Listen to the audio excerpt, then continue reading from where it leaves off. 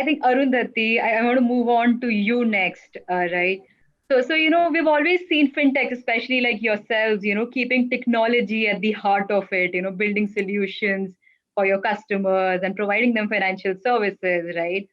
With this access to central payment systems, this will be another lever for you to leverage and build unique services for your customers, and with a very reduced dependence on banks, right? So I want to understand how big an opportunity do you see it as, and also are there any specific use cases or propositions do you see gaining traction with this or direct access? Absolutely. So, thanks for the question, Arushi, and hi to all my friends here.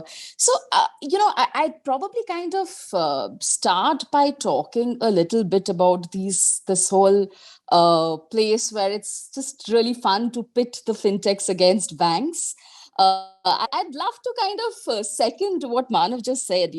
So it's absolutely impossible for the two entities to do without each other, right? So and we've kind of seen this through our entire journey, that if you remember, they see fintech was not even a word probably 10, 12 years back, right? So it probably emerged a little bit in the developed markets, with pricing and user experience being the core pieces being driven, and then later down the line it moved to infrastructure, right? And honestly, I think India has been, it's a case study in even developed markets in terms of how regulations in, fintech and regulations in the industry have actually helped India leapfrog in the fintech movement, right? And quickly in terms of, I think I read a recent BCG report that said that fintech in India is going to be a $150 to $160 billion valuation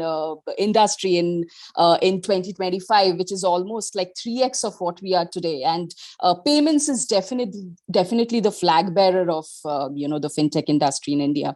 So with that said, I think fintech, non-banks, like has to work very closely and in complete collaboration with banks. And especially at Zaggle, we've done this. In fact, Manav and I work very closely together in terms of a lot of offerings that we have in the market, right? And purely in terms of, the new regulations, I think it's very heartening to see how the regulator is helping this industry grow, right? And a lot of times, not just in India, I've worked in various other developing markets earlier. I think when you go to partner with a bank specifically, that's a custodian of trust. The way we view banks is they are the custodian of trust. That's why consumers come to banks, right? So banks are very high on regulation, security, compliance, and rightly so.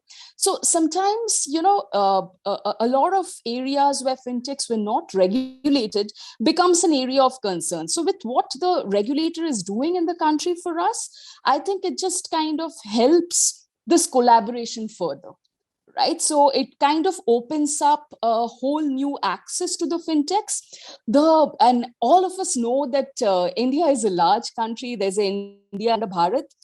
With fintechs, I think it just opens up the probability of taking a lot of offerings to newer user segments, to the nooks and corners of the country. And I think that's what the regulator is also trying to push, right? It's very heartening, the amount of confidence the regulator is putting in the non-banks in terms of opening the access to the CPS, and that kind of takes away a lot of risk from the system.